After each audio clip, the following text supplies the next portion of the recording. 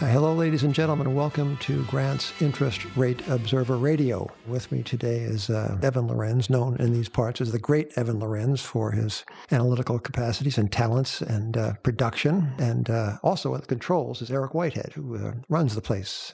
Actually, Eric does. And I'm Jim Grant, and we are here to tell you about American finance, indeed world finance, the whole shooting match. But not before a word from our sponsor, who is me, actually. Now, no time is a bad time to subscribe to Grants, but now just might be the best time.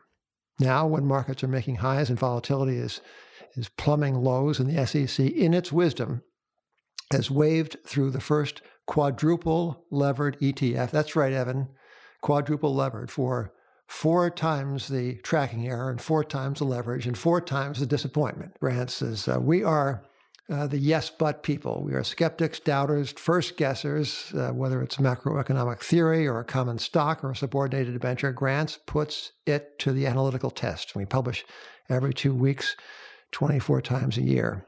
So visit our website and read for yourself and see for yourself. And as we encourage every reader, think for yourself. Subscribe to Grants. There's no time like the present. Evan, what do you make? What do you make of this new ETF? Is this not a sign of the times? It certainly is. We are, according to a Bank of America Merrill Lynch report, over the last 90 years, there's only been 3% of the time where the market has actually had lower volatility than today. So that's like roughly 2 years out of 90 years. So we're at this historically low period in volatility where people are putting up these instruments that just magnify any kind of changes and magnify any kind of risk or blow-ups or any kind of hiccups or problems along the way. I mean, people forget just how little it takes to kind of shake the apple cart. In August of 2015, a few U.S. stocks were halted in trading, and dozens and dozens of ETFs fell by 20% or more. Almost no stocks that day fell by 20% or more. But these are instruments where when liquidity vanishes, their price swings can be a magnitude of that. And the ETFs that fell like 20% weren't the 2 times levered or the 3 times levered. They were just normal ETFs. Yeah, the dividend special ETF was one that had a rough day. Yeah, that was a supposedly low volatility ETF, one you buy for safety, and it fell 20%. Well, I read actually in Almost Daily Grants, that fabulous daily emission produced by a fellow named Phil Grant, who is, it's fine, my son. A little nepotism is fine. It's too much nepotism that gets you in trouble. But Phil writes daily, or as he insists, almost daily. I think he takes Saturday off. And yesterday he reminded us that Ben S. Bernanke, PhD, himself was a guest on Squawk Box on CNBC, I think on Monday. And this was some appearance. And in it, the former Federal Reserve Board chairman took a kind of a end zone dance type bow. He was saying that not so long ago, people on shows like this, which if I were the head of Squawk Box, I might feel that was a little patronizing, but shows like this were saying, and now I quote, that we were going to be having hyperinflation and huge stock market bubbles and dollar collapse and all kinds of terrible things were going to be coming down the pipe. But in fact, it's gone pretty smoothly and on and on. So, well, 1 out of 3 ain't bad. We got the stock market bubble. Yeah. Well, if I certainly would not presume to advise the former Fed chairman on his public affect, but it seems to me slightly premature to be taking a bow about the full trade, that is full monetary trade, that is putting it on and taking it off. Putting it on was relatively easy, although I dare say it was no easy thing for him or for the Federal Reserve Board. Give him that credit. Putting it on, however difficult it might have been, however personally harrowing the experience might have been for the chairman, I think it will rather pale compared to a moment of truth still perhaps to come, in which the Fed is seemingly committed to remove this immense accommodation in the middle of some unscripted event. Now, there was a great Frenchman of yesteryear, lived in the 19th century, called Friedrich Bastiat. And Friedrich Bastiat talked about public policy, and he said that there are 2 things you must consider, quote, that which is seen and that which is unseen. And Chairman Bernanke, in enumerating the successes of his very own program, the program that he extolled himself in his somewhat grandiloquently titled memoir, The Courage to Act, The former chairman extolled this program then, and he extolled it on television. And the points he made in support of the claim that it has been a great success, the points he made had to do with those things that are seen. Let's say the stock market is not in a bubble. We can talk about that. I guess we will. But certainly there's been no hyperinflation. Certainly there has been some measure, in fact, a great measure over many, many, many years of economic recovery. There's been a measure of recovery in the labor market. All true. Those are things that are seen. But there are things that are unseen. And one of these just might be the subversive effects of ultra low interest rates and the expectation of more of the same. You mentioned this volatility business. Volatility has become a thing on Wall Street, Evan. It's not just a theoretical concept in a finance textbook. It is a thing itself. There is a great VIX industry. And what is so remarkable about this measure of motion in finance is that whether the measure is of realized volatility, as they call it, or anticipated volatility as it's traded, these measures are plumbing 10-year lows. And I don't know, I don't think that is an especially good or wholesome thing. Yeah, I believe on Monday, the VIX touched down to 9.9 on an intraday low, which is the lowest since February of 2007, if memory serves. And February of 2007 wasn't the greatest prospective time in the markets. Yeah. Well, and irony of ironies, these measures of volatility are touching their lows during the administration of the man at Grants, that Grants has called the avatar of tail risk. The 45th president himself, Donald J. Trump, is presiding over the crushing of the VIX, go figure. So, Evan, we don't like to give away too much of the contents of Grants Interest Rate Observer because it's too precious to be broadcast on the air to just anybody. You must be a paid-up subscriber to partake fully of this magnificent brand. This is the proprietor talking. But I am prepared to ask you about your work on the Swiss National Bank, the publicly traded central bank in the formerly great financial center of the middle of Alpine Europe, Switzerland. I would say it's formerly because it has been in a period of most remarkable financial shenanigans, and perhaps you can tell us about some of them. The Swiss National Bank has one basic policy mandate, and that is price stability in Switzerland. And it tries to achieve it in the most curious way, which is basically buying foreign-denominated assets in order to hold down the value of the Swiss franc. And it does this by printing Swiss francs. The amazing thing is if you look at its balance sheet growth since 2007, which is the start of the U.S. Great Recession, their balance sheet was approximately 20% of Swiss GDP. And if you look at the end of the first quarter, it's now 117% of Swiss GDP. The curious thing here is if you look at its footings, it actually looks like it's pretty well financed. It's levered less than 10 times to 1 versus the Federal Reserve, which as the last reading was levered 110 times to 1. 111.6 as of the average for 2016. As of the average of 2016. But a lot of the Swiss bank's strength is that it marks its assets to market. It's been buying stocks, it's been buying bonds, it holds a fairly large pool of gold. And it takes those marks and it basically writes them up to capital. So its capital's basically been a reflection of this huge asset market surge. The Fed, to its credit or to its detriment, does not mark its assets to market. It holds securities at face value, and in a separate line item, it'll mark down the premium or discount that it purchased the bonds at. But basically, it holds everything steady. It does not show any volatility.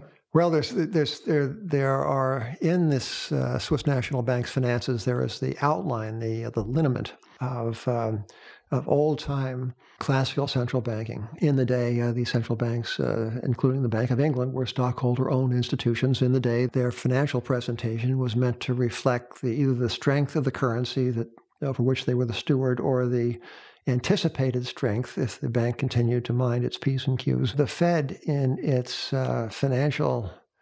It's a shambles financially. The Fed, I think, is what we have said in Grants, is expressing through its own utterly discombobulated financial presentation. It's kind of expressing the chaos of present-day monetary arrangements, in my opinion. Floating exchange rates, manipulated interest rates, and here I am sermonizing, Evan, when we were supposed to be informing. Let us leave the the theme of lamentation, to which I am all too prone, and let us talk about a specific example of how present-day credit conditions perhaps flatter the underlying condition of the companies that do the borrowing. And I have in mind a company called Sprint, telecommunications giant, the fourth largest, is it, in America? I believe so. Yeah, and this featured in Grants a while ago. I guess we can talk about it because, maybe word has gotten out. We're bearish on it. But tell us a little bit, Evan, about what happened. We speak late Wednesday, if my calendar is correct. And today came news of a loss of subscribers to Sprint. The stock price reacted, and the bond price reacted, but in a different way. Yeah, so Sprint's in a price war with T-Mobile, AT&T, and Verizon. It's leading with unlimited data plans that are very, very competitive. If you're out to get a new cell phone, you might want to look at the Sprint plans. Despite nearly giving away these contracts, they lost 118,000 postpaid subscribers in the quarter ending March 31st. As I last checked the Bloomberg before walking in to do the podcast, the stock was down 15.3%, which is pretty substantial. But if you look at the Sprint 7 7/8 of 2023, they actually rallied to 113 today from 112.6 yesterday. These bonds are priced to yield 5.4%. This is a company that barely was free cash flow positive this quarter, is likely going to have to dramatically increase its capital spending in the next couple quarters as it builds out its 5G network.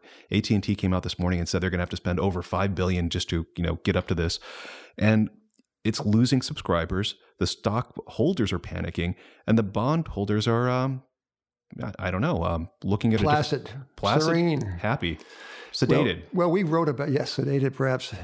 We wrote about Sprint in the middle of, it was the last issue of 2016, December. And at the time, I am chagrined to acknowledge the Sprint, the former, the issue you just mentioned, the 7 3/8 2025, changed hands at 103.5 or thereabouts, the price to yield 7%, and now they are at 540. So everything that we said about the credit quality of the company has been, I think, vindicated. Everything except the direction of the securities that we were targeting. So that's show business. It certainly is show business in a time of credit levitation and of midget interest rates. But this too is beginning to sound like a lamentation. What can we talk about, Evan? It's a little bit slightly more, less self-pitying and more upbeat. The job market. I mean, economic readings right now are a little bit, on both sides. They're marbled, aren't they? They are. Like GDP growth fell from 2.1% in the fourth quarter to 0.7% in the first quarter. But if you look at withholding taxes, those are the taxes that employers send to Uncle Sam as opposed to you, me, or other people who are employed. They're up 8% over the last, I think it's 8 or 10 weeks year over year. The Federal Reserve in its statement today on Wednesday said, information received since the FOMC met in March indicates that the labor market has continued to strengthen even as growth in the economic activity has slowed. And that's a pretty good summary of it. While there seem to be more people employed and they're earning more money from the withholding tax data, consumer spending's been pretty weak and would indicate something else. This might actually get into to the point of what is underlying demand and how much has easy finance kind of stimulated activity. Yes. Well, the auto market is, to me, Exhibit A in this respect. There was a call, was it the other day, Sonic Automotive was asked to estimate the level of demand in the car and truck market in the absence of preternaturally low interest rates and credit stimulus. And Evan, would you care to read from the non-obscene portion of the transcript that was recorded? Sure. The Jeff Dyke, who's the EVP of operations of Sonic Automotive, which is a very large U.S. auto dealer, said, and I'm going to change one word here, that's a heck of a question. I mean, it's going to be a heck of a lot lower than it is today. I mean, there's no question that the incentives are, we've got a lot of pull ahead coming. So in its natural state, it's probably a 15 million SAR, a 14 million SAR, who knows? And just for data, the auto SAR clocked in at 16.8 million in April. So that would be a substantial downturn. Well, in closing, I would like to issue another complaint to the world, to whoever is administering the credit markets of the world. It can't be just one central bank. There must be a conclave of these guys who are doing the great big thinking. But there was there's a security just issued in the Eurobond markets denominated in euros, and the issuer is Netflix, which is the aspirational Hollywood movie-making mogul. Netflix is a chomper of free cash flow. It consumes it by the job lot because it turns out making movies is a really, really expensive line of work. So it must come to the bond market. It must return to the bond market as it did in Europe just the other day. And here are the terms that it met. It issued, I think, $1.3 billion of euro-denominated 10-year debt. And there were orders for something like, was it $5 billion? There was a massively oversubscribed. It was massively oversubscribed. This single B issue was. It was light in the Department of Covenants, fine print that protects the bondholders, light in that department. Light in yield, to be sure. The coupon was 3 5/8. This is for a single B rated issuer that is burning cash. Now, the stock has been making new highs, and I don't know enough about this to comment on the stock. Perhaps the stock is a good speculation. I don't know. What I think I do observe is that for the bondholders, the risks are totally asymmetrical. If things work out, if this movie-making business proves a winner, they will earn this coupon, and they will earn the return of their principal on time. That is their value proposition.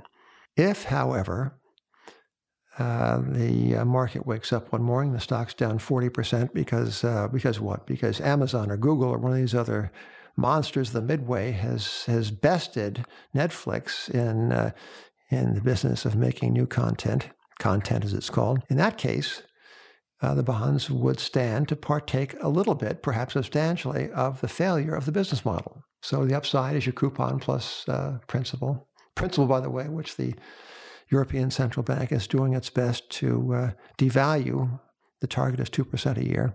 So you get back, at the end of 10 years, you get back 80% of what you paid in purchasing power. You get the coupon along the way. Thanks, 3 5/8.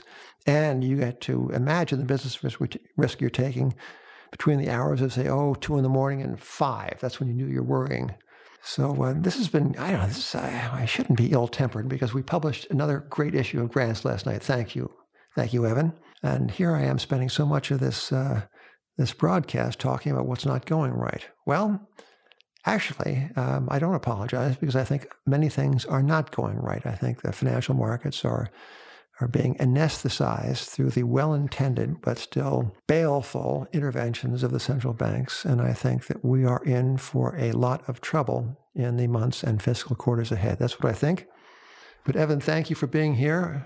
Eric Whitehead, thank you for shepherding us through this technological adventure. And ladies and gentlemen, thank you for listening. Till next time, this is Grant's Interest Rate Observer of the Air.